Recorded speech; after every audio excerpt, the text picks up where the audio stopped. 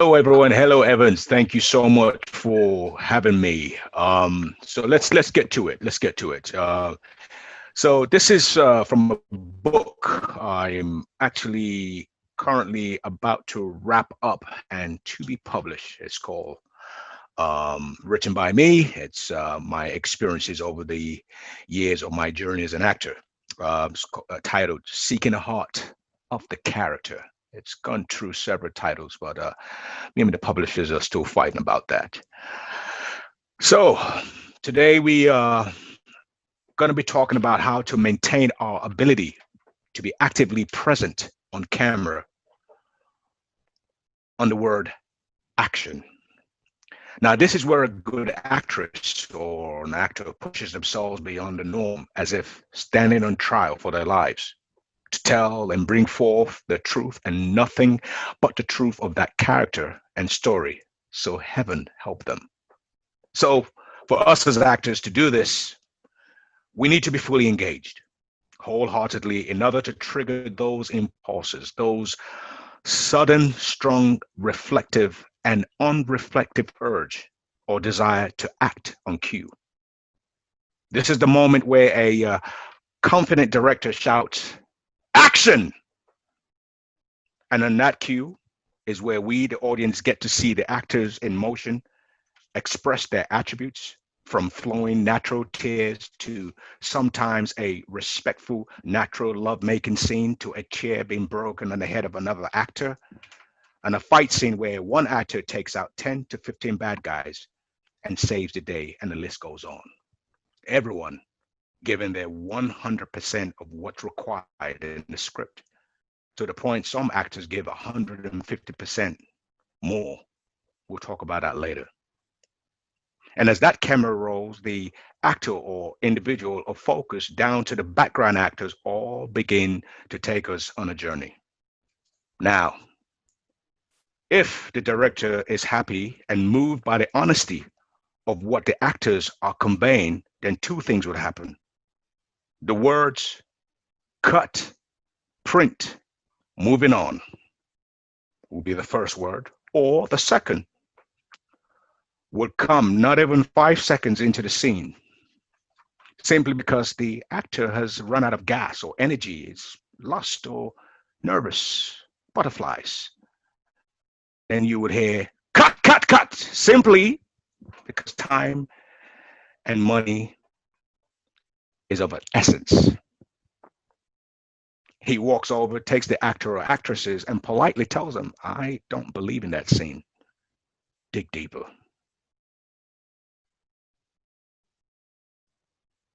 Let's do it again. So let's stop right here. It's nothing personal. It's very important that we all hold on to what I'm about to say right now. Which is, this is a business and a serious one. A business that demands everyone's ounce and whole being. We as actors are being paid to block out a certain time frame in our daily lives to be fully committed to a character. To be fully committed to a character we're being trusted to play. We're being paid to forget who we are, what we have done before, where we are going for our vacation after the movie is done. How much do you have in your bank account? What next car you're going to buy? Or how rich or famous you are, or how many Instagram followers and Facebook followers do you have? You are being paid to drop everything the moment you arrive on set, to shift your mindset, your body and soul to another person. Sometimes a fictitious or a true character written and created by another human being for you to bring it all to light in a blink of an eye. Yes, it's hard, but it's a beautiful act of service to be paid for.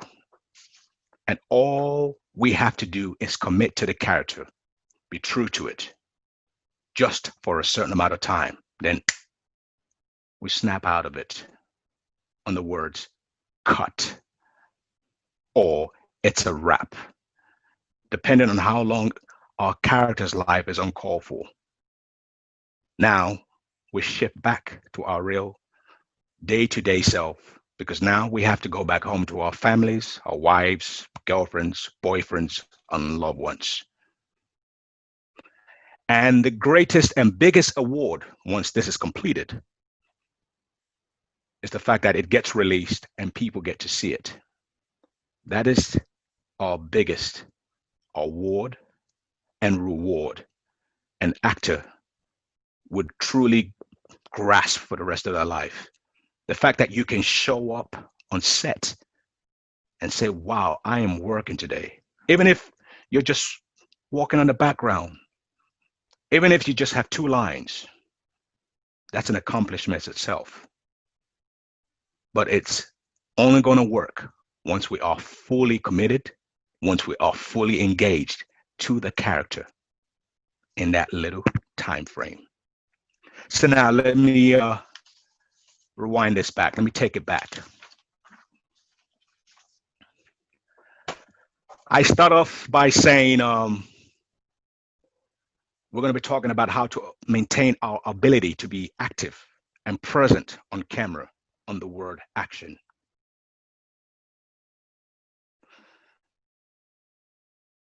Number one, you've been given a character. The research begins. If it's fictitious, you have a script. Now you have to rewrite the script as the actor privately. This is something the writer, the director, the producers should never, ever interfere with. This is none of their business. This is for you now to go off on your own, take the script, break it down, and go beyond that. The story is about Johnny. Johnny's from Accra, and he has to now fly to Nigeria or Egypt for a new job. And upon arrival, his paperworks are not clear, so he gets deported. That's the story of the character. Now he's arrived back in Accra, he's pissed off. This was a job of a lifetime. If that's never happened to you, now you have to create a backstory. You have to be fully 100% committed to creating this backstory. Where is Johnny from? What part of Accra? What school did he go to? What did he study? Who is his mom? Who is his dad? What's the most traumatic event of his life?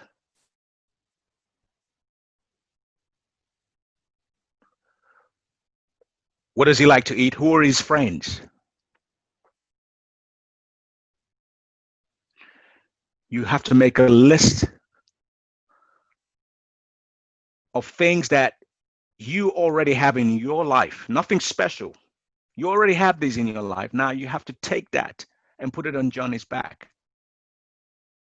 What was he thinking about when the job application came in, when he applied? What were the things he forgot to do? He just bought a ticket. Now he's going to get on this plane. He's going to go to Egypt or Nigeria for this grand job interview. He's excited. He's really worked hard for this. Now, all of a sudden, this character is deported. Now he comes back and falls into depression. So in order to be Johnny, endless research has to be done. So for example, one of my films was The Cursed Ones, which happened to take place in Ghana. The character was about a reporter, a failed reporter. So in real life, I've never reported anything. I don't have a clue about what a reporter does. All I do is read a newspaper. I listen to the news. I take it in. So I met with the director, Nana, who is also from Ghana. Nana was a young, thriving truthful director, one of those directors with such solid confidence. So Nana said to me, your whole career, you've played the big man, chest out, the guy who goes to the gym and works out. I need you to lose everything. You are a fed reporter. You're going into a little village in West Africa seeking for the hottest news of the day. You're a loser. You're a disappointed reporter. So you've been given the scraps to report.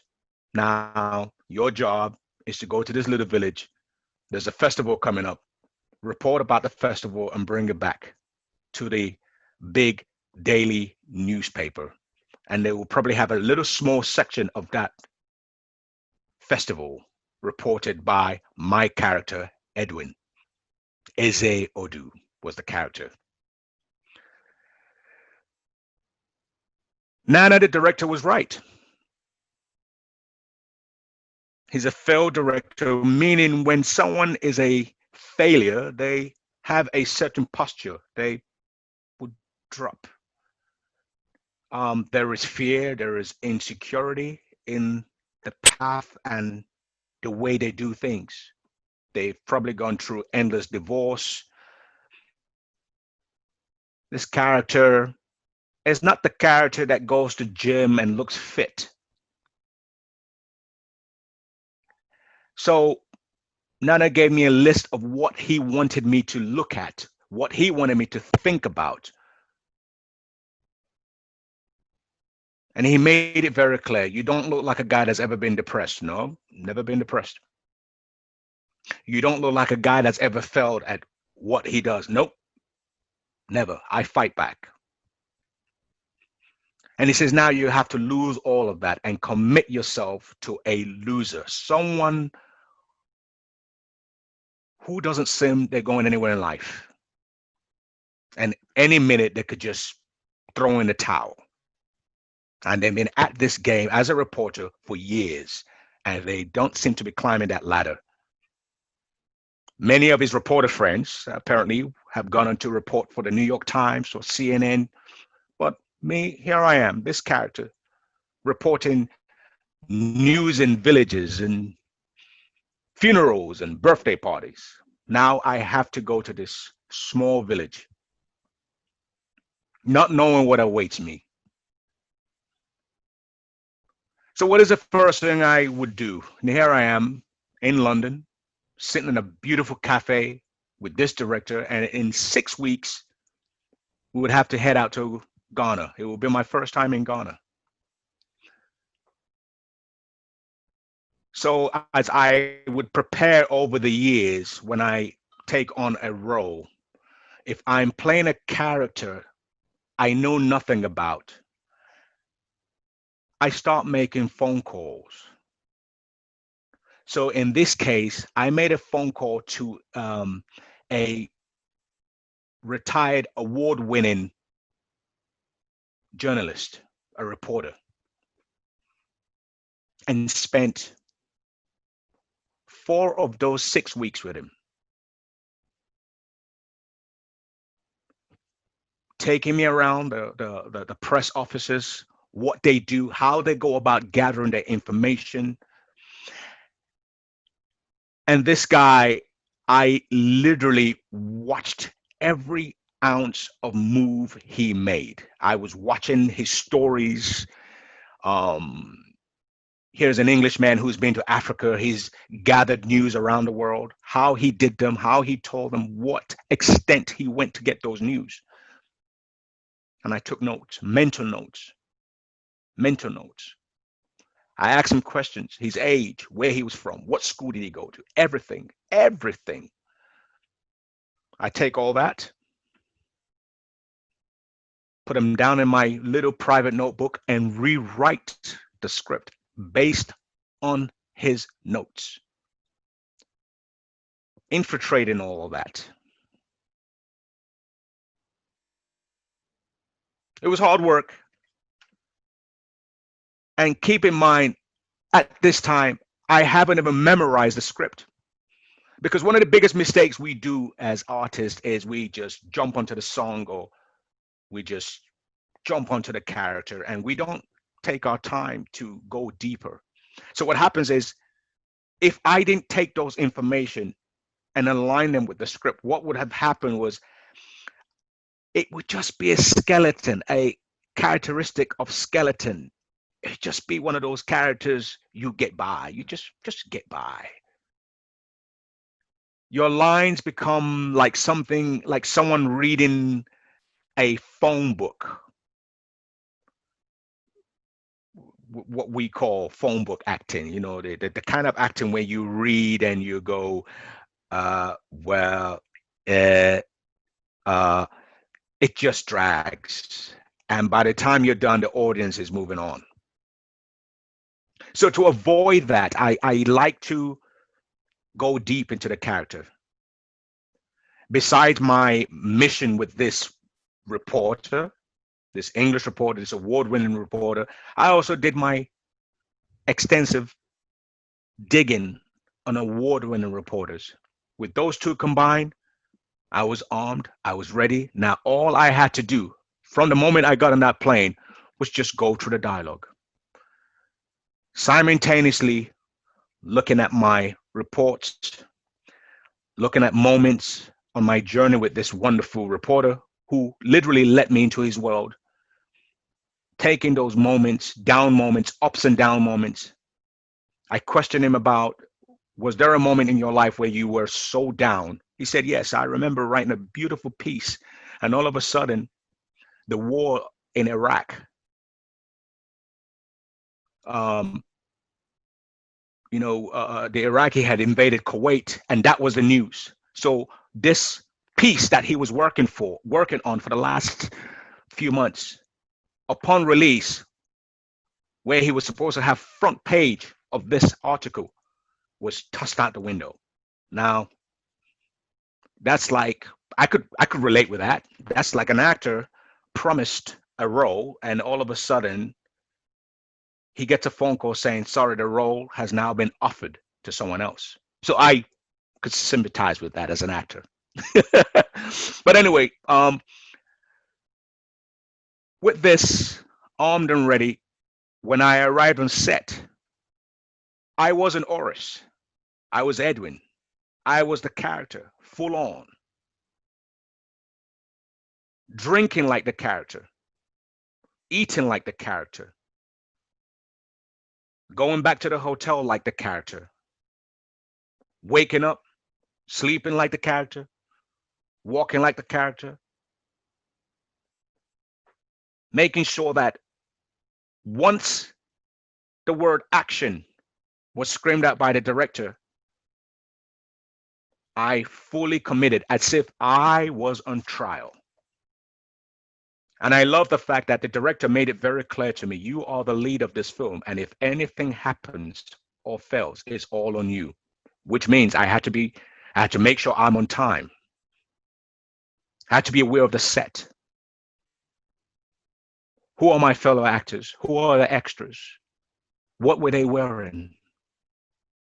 To the point that I could even memorize the lines of the other actors. This is what it means to be fully connected, to be fully present. So to be fully present, I needed to be in that place where if a spoon dropped, I would hear it. I had to listen.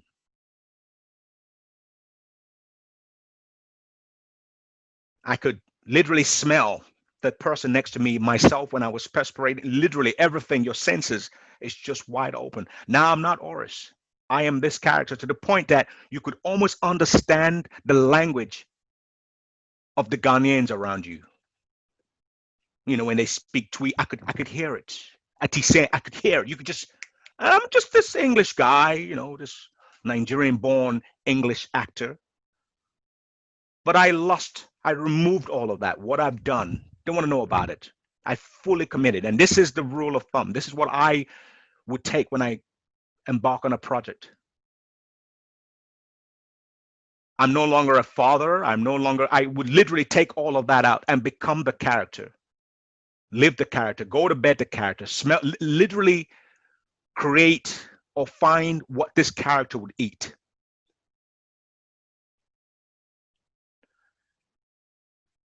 So this is one of the ways that we can actively be present on camera.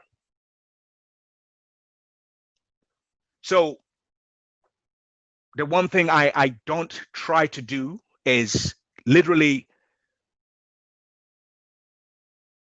worry about the dialogue. When I was younger, in the 90s, working on a TV series, and if many of you are fortunate to work on TV shows, um, it will be one of the greatest and utmost service and act that you can take on your life by paying attention to everything from producing from a writer's perspective. Even ask if you can be in the writer's meeting to hear them argue and fight over what and how the character should be formed.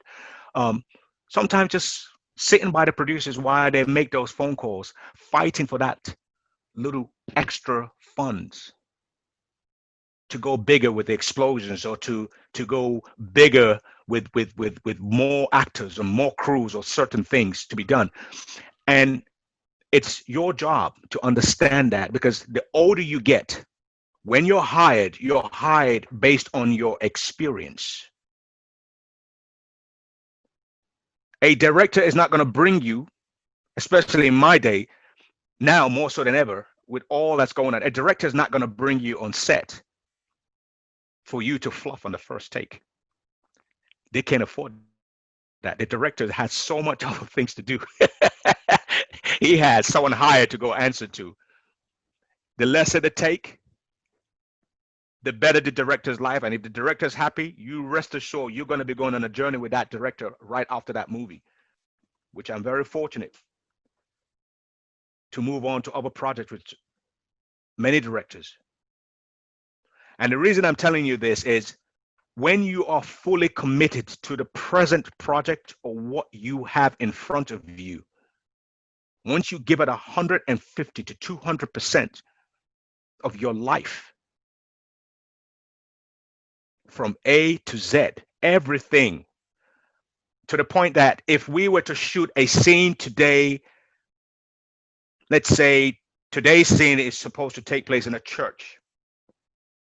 We arrive at the church. To our surprise, the keys have been lost.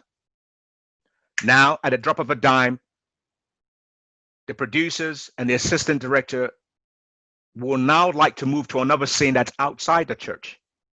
So now the scene that you were supposed to do in the church that's been locked and the keys are lost to get into the church or shoot the scene, they've had to switch it around.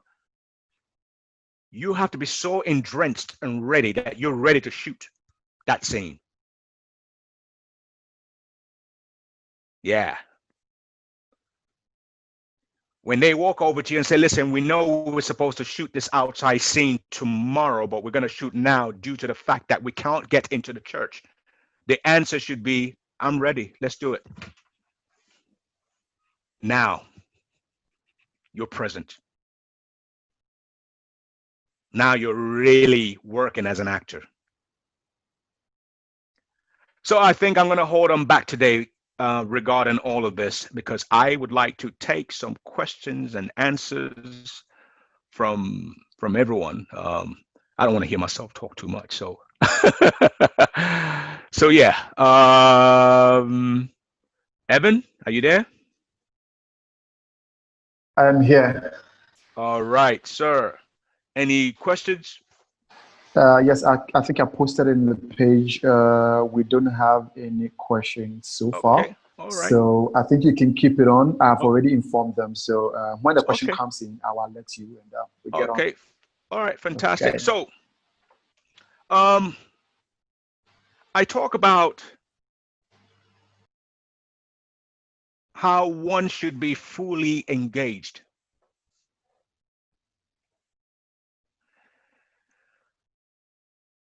And this is a very, very important a moment as an actor on set. And it helps when you have a very focused director, a director who knows exactly the script front and back. Because a director's job, first and foremost, is it's hard. It's hard work. They literally can point, a good director can point to a page with his eyes closed and pretty much tell you that scene. So they have a very intense, very, very intense journey from the moment of shooting till the end, because they have to worry about everything from costumes, dialogue, set dressing, editing. Half the time while we're shooting, they're already editing the scene. So this is where you need to be fully engaged as an actor. So a perfect example is if you're full on, you literally could almost be inside of the director's mind. There's a shift that happens. So let me rewind it back. So I talk about that shift we have to make, that shift of clearing our table, clearing what's on our mind, and taking on the character's skeleton, the character's soul, the character's mind.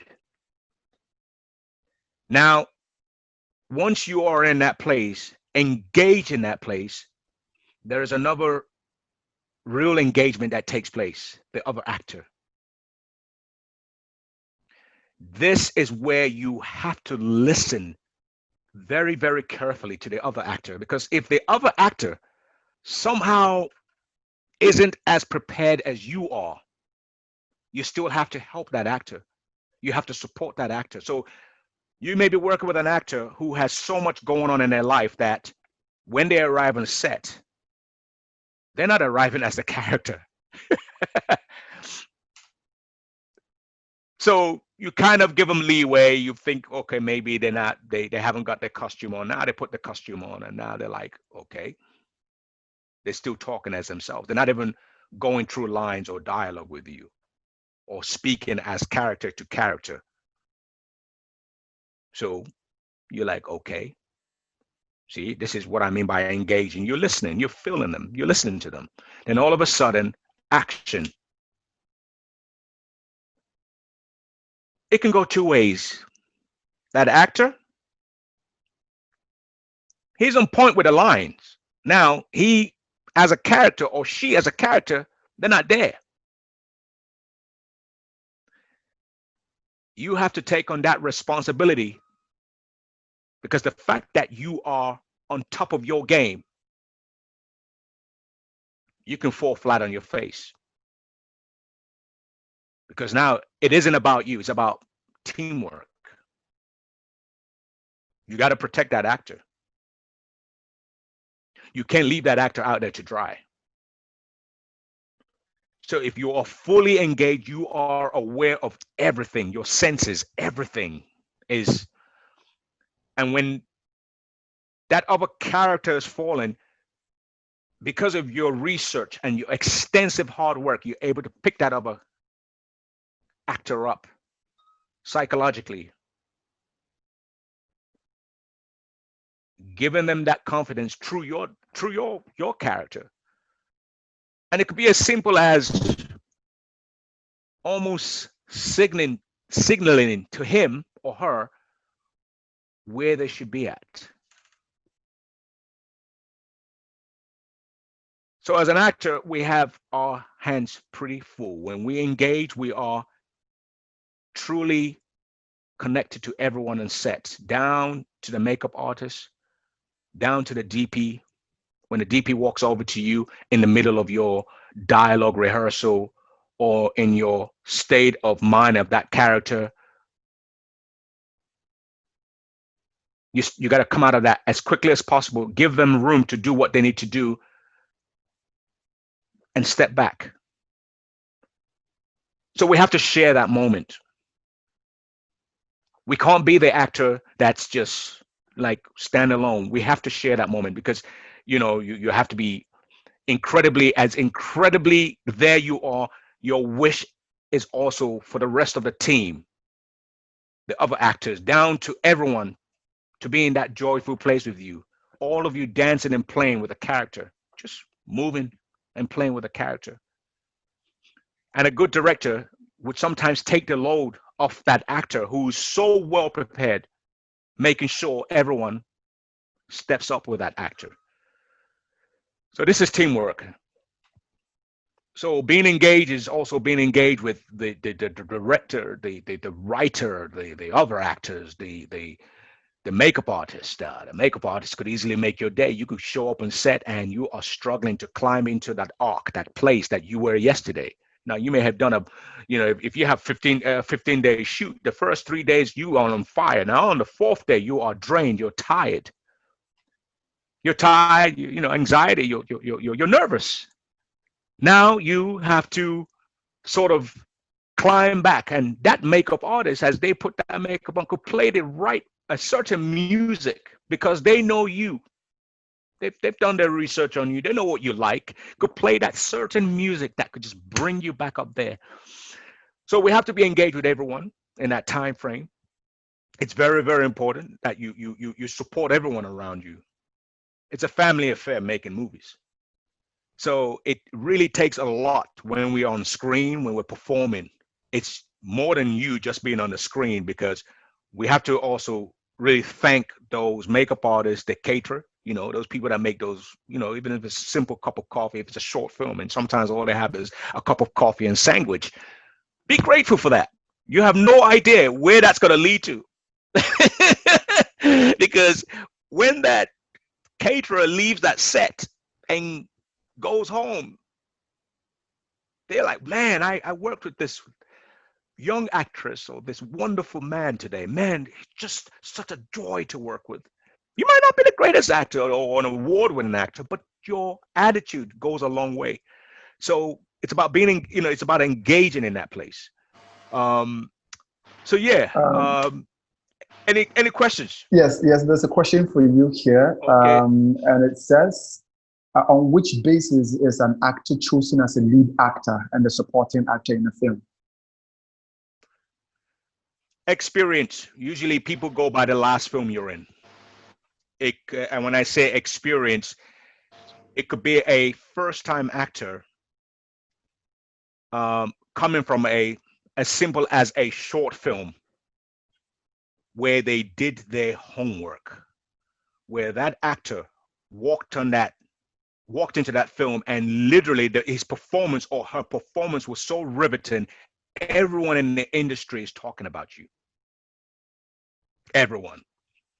They might not even have a Facebook page or an Instagram follower, but their work travels.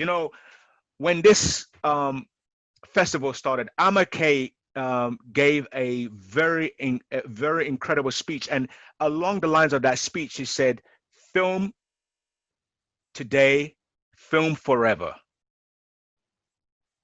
Film today, film forever."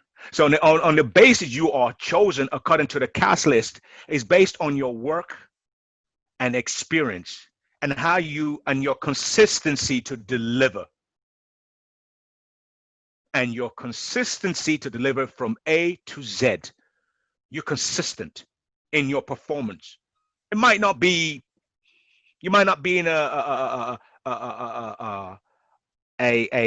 A-lister, or B-lister. I mean, I don't like those terms. I don't like the word A-lister, to be honest with you. I don't like the word B-lister.